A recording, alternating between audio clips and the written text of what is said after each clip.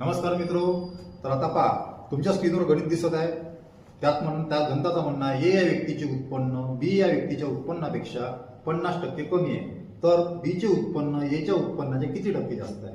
पहिलं ऑप्शन आहे 50%, दुसरं ऑप्शन आहे 75%, तिसरं ऑप्शन आहे 100% आणि चौथं ऑप्शन आहे 125%. तर पहा, लक्ष द्या. तर पहा, मी काय म्हणता, एचं उत्पन्न बी च्या उत्पन्नापेक्षा 50% कमी आहे. म्हणजेच काय, 50%चा फ्रॅक्शन व्हॅल्यू असते 1/2. ते कशी 50% कसं लिहितो आपण, 50/100 लिहितो. म्हणजेच काय, 50 × 50, 50 × 100 म्हणजे 1/2. याच्यावरून काय लक्षात आलं, 50%ने कमी आहे म्हटलं तर 2 + 1 म्हणजेच काय झालं माझ्या 1/2. म्हणजे आता उत्पन्न एचं किती आहे, 1 आहे, आणि बीचं उत्पन्न किती आहे, 2.